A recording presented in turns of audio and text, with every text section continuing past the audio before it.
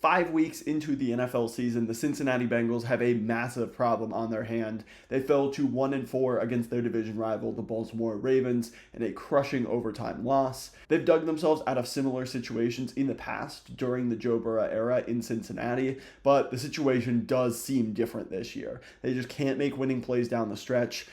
And when you look at the course of their season thus far, they just cannot find a way to win games. They sit at 1-4. Teams that go 1-4 just typically do not make the playoffs. It's a giant road uphill at this point now, and we're going to dive into how the Bengals have a massive problem on their hands for this season. Looking at their schedule thus far, they've been in almost every game. Every game has been within reach. It's been very close, but they just could not get the job done. You look at week 1 against the New England Patriots, quite possibly the worst roster in all of football. The Bengals tend to start slow. They really couldn't move the ball. They end up losing this game by 6 points. They had a touchdown called back. Mike Gesicki appeared to make the catch in the end zone. The NFL, after the fact, kind of ruled that it maybe should have been. Very next play, Tanner Hudson fumbles the ball. They lose it. They end up losing this game by a touchdown. They didn't play well. They really didn't deserve to win this game, but they were one play away from getting a different result. Week 2 against the Chiefs, one of the best teams in football. It was 4th and long. All they had to do was get one stop. They do get the stop, but it gets called for defensive pass interference, a bang-bang play. A lot of people think it was a controversial call. Ultimately, the Chiefs got the call. They end up going down, kicking game-winning field goal, winning that game by 1 point. Again, the Bengals had it so close within reach, they just couldn't get it done. Week 3 against the Commanders, that wasn't their best performance. The offense was humming. They scored 33 points. They executed extremely well, but the Bengals' defense could not get a stop. Besides the end of the first half, the Commanders scored on every single possession. They did not turn the ball over. They did not punt. So that defense could not get off the field. It was a terrible defensive performance. Week 4, you did beat the Panthers. You put up 34 points. The defense still had its struggles, no doubt about it. Andy Dalton had some nice plays, but you do finally get the win.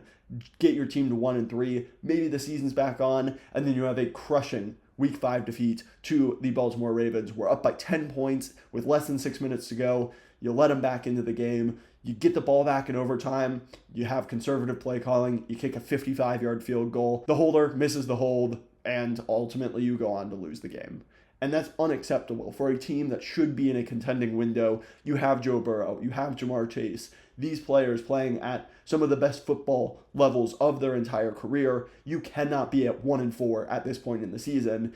But at the same time, the offense does look really good. And that's the biggest concern for this Bengals team. In the past, it's been the offense that's gotten off to a slow start. They haven't been able to keep up with the opposing teams, but you trusted that Joe Burrow, Jamar Chase, Tee Higgins, these superstars on this offense were eventually going to figure it out because they're that good. And they did pretty much every single year that everyone was able to stay healthy. But this year, Joe Burrow, right now, might be having the best season of his entire career. You look at his stats, he has a 72.3 completion percentage. That's tied for 3rd in the NFL. Over 1,300 yards. He's 3rd in the NFL in passing. Has the most touchdowns in the NFL at 12. Just 2 interceptions. Even his advanced stats, PFF passing grade, 2nd in the NFL. Big time throw percentage, 7th in the NFL. Turnover-worthy play percentage, 6th in the NFL. Right now, he is on pace for over 4,600 yards, 41 touchdowns, and 7 interceptions. That's MVP caliber play thus far from Joe Burrow. He's been playing absolute lights out. He had 5 touchdowns against the Baltimore Ravens, and they still weren't able to get it done. And that is a major concern for this team, because previously you could rely on Joe Burrow figuring things out. This season, it's not him that's the problem. In the past, it hasn't just been Joe Burrow, but you trusted that Burrow would be able to pull the offense out of this hole. Right now, the offensive line is playing really well. 16th in the NFL in PFF pass blocking grade. They've been decent in the running game. I think overall, they've played at least adequately to allow Burrow and the offense to do what they want. You look at the weapons for this Bengals team. Jamar Chase has 493 yards. That's 2nd in the NFL. 5 touchdowns. That's the most in the NFL, tied with Mike Evans. Tee Higgins, after coming back from injury, has looked good. Has 182 yards, 2 touchdowns. Andre Yosevich has 3 touchdowns. Eric All and Mike Gesicki have looked good in limited roles and the underneath options at tight end. And not to mention, the running game is potentially the best it's been with Joe Burrow as well. You let Joe Mixon go, it's kind of more of a committee backfield now. You've got Zach Moss, He's their primary ground and pound running back. He has 211 yards. He's huge for them in pass protection. But Chase Brown also has really kind of begun to emerge. He looks very explosive, 230 yards, 5.6 yards per carry. That's 8th in the NFL. 4.07 yards after contact. That's 3rd in the NFL. You watch him run. He looks explosive, dynamic. He's really fun to watch. In total, as a whole, this Bengals offense has been humming. They have the 4th most points in the entire NFL. They have 140 points. More than the Kansas City Chiefs, more than other teams that have much better records than them. Yet, the Bengals sit at 1-4 because they have a negative 5-point differential. They've given up 145 points, the 2nd most in the NFL, behind the lowly Panthers, which is the only win that this Bengals team has. Right now, the Cincinnati Bengals defense is a complete disaster, and it's an organizational failure from the top down. It's not just the players, it's not just the coaching. We first look at the ownership. Mike Brown, Katie Blackburn, this whole organization has failed to keep their stars around. You look at the homegrown talent that they have let leave the building. They let 25-year-old Jesse Bates walk for nothing and have tried to replace him with Nick Scott, who was cut after 1 year, was a complete liability on a 3-year contract. Geno Stone, who thus far, even though he led the NFL in interceptions last year, he has a 37.8 PFF grade, a 39.8 coverage grade. He's been brutally bad. You signed him for 2 years, $14 million. He has really, really struggled. You bring Von Bell back. He's had a 57.4 PFF grade. The safeties have been a train wreck for the last 2 years. You originally drafted Dax Hill to play that safety role. He had to move to outside corner and ultimately couldn't fill in that spot. This safety room has been a disaster ever since they let Jesse Bates walk, who, yes, at the time got decent money, but they're not using that money to pay for Tee Higgins. They're not putting it towards Jamar Chase yet. Right now, wouldn't you like to have Jesse Bates for a few more years? For the Falcons, he's looking like the best safety in the entire NFL, and that's just an organizational failure to let that caliber of player go, regardless of the position that he plays.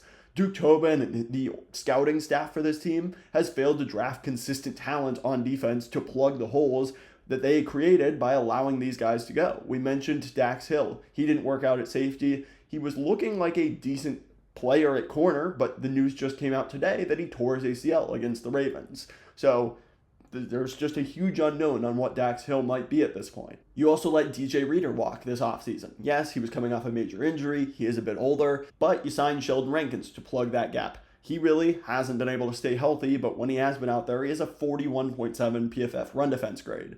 Has 2 pressures. He's 30 years old himself. You bring in Chris Jenkins, who also missed the first 2 games of the year, hasn't done anything special. I'm not going to judge him too much. He's a rookie playing in the first 5 games of his career. McKinley Jackson, pretty much the same way. He hasn't shown to be anything special, but he only played 1 game so far against Baltimore.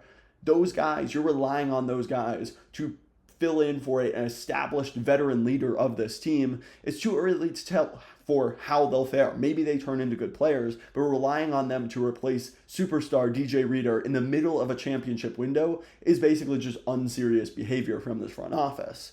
And it's also a failure of the coaching staff and the players not being very good on the field as well. You look at Cam Taylor-Britt, he seemed like he was emerging as a really good talent out of Nebraska. His 2nd year, he played really well. So far this year, he's been a complete liability. Has given up 283 yards, that's the 6th most in the NFL, 3 touchdowns, 3rd most in the NFL, and a 131.3 passer rating. That's the 7th worst mark for a corner in the NFL. Dax Hill, like I mentioned, had shown a little bit of promise at corner, but he was injured versus the Ravens. He's not going to be back this year. Also really struggled to tackle, had a 16.7% missed tackle rate. So you're not keeping the good players that you draft around. You're failing to plug the holes with them, and when they are talented, we see guys regressing. They're not playing up to their potential, and you're not getting the most out of these defensive players. Right now, you look at especially the front 4 guys. Right now, Trey Hendrickson has 3 sacks, 22 pressures, and 18.3% pass rush win rate. He is awesome. He is a top 10 edge rusher in the NFL, but you look outside of that, there is nothing at all for him to work with. Joseph Osai has a 9.7% pass rush win rate, 5 pressures, 0 sacks. Sam Hubbard, a 5.8% pass rush win rate. That's terrible. He's your starting edge right now, 10 pressures, 1 sack. Right now, you have the 2nd worst mark for PFF pass rush grade. You have 6 sacks over 5 games. That's tied for the 2nd worst mark in the entire NFL. And it's not like you're stopping the run very effectively either. You have 151.4 rushing yards per game that you're giving up. It's one of the worst marks in the entire league. So you can't stop the run and you can't get after the passer. That is an absolute disaster for your defense if you can't get after the passer and you can't stop the run. Not to mention, they cannot get off the field on third down as well. They are 31st in the NFL in third down conversions defensively, a 47.54 mark. Again, they're a bottom 3 defense in pretty much every metric that is important. Now, to be completely fair to this team, I'm not 100% writing off the fact that they can at least get this back to maybe the 20th best defense in the NFL. They have a lot of guys coming back from injury. Sheldon Rankins, BJ Hill, McKinley Jackson, Myles Murphy, all of those guys missed time on the defensive line. Those are huge misses for this defensive line. They were starting Lawrence Guy, who they picked up off the streets. Guys, Zach Carter, who they cut immediately once they got some of these other guys healthy. Those were starting almost the majority of your snaps for this team at the beginning of the year. You're getting some of the guys that you actually at least wanted to be your starters earlier on. Trey Hendrickson, Sam Hubbard have been nursing injuries as well, so maybe as they continue to not have to be in the rotation quite as much, they can get a bit healthier and get after the passer a bit more. Lou Anarumo has shown that he can be a really good defensive play caller, that he can scheme up against some of the best offensive minds in the entire league. You think back to the Chiefs AFC Championship games where he would go head-to-head against Andy Reid, and the Bengals absolutely held their own when they would play Derrick Henry and the Titans in the playoffs, and Derrick Henry did nothing against them. Overall, this defense has the makings that they could get things back on track, and that is exciting because this is the best offense of the Joe Burrow era. 4th most points scored in the NFL, an elite passing game, a good enough offensive line, an explosive, fun running back duo, some nice young weapons. You have a 4th place schedule. Your next 4 games are the Giants, the Browns, the Eagles, and the Raiders. All 4 of those teams do not have that good of offenses, and all 4 of those teams are beatable. Right now, the best team in the division in the AFC North is 3-2. So you're only 2 games back right now. You win those 4 straight, maybe things are back on track. Maybe you can get back into the playoff conversation. The season isn't quite over yet, but things do need to change and fast if the Bengals want to avoid wasting the elite offensive output that they've gotten this year from Joe Burrow and yet another year of the championship window that Joe Burrow gives you. So what are your thoughts on the Cincinnati Bengals this year? Do you think that they can bounce back? Is this a situation where it's just simply a lost season and they need to retool and look towards the offseason next year? Let me know your thoughts in the comments down below, Bengals fans. I'm a fellow suffering Bengals fan right now, so want to hear everything you have to say in the comments down below. If you like this kind of video, please hit the subscribe button. While you're down there, hit the like button as well. Truly just help support the channel. I would appreciate it so much. Thank you so much for watching. In this case, I have to end the video with a who day. See you guys.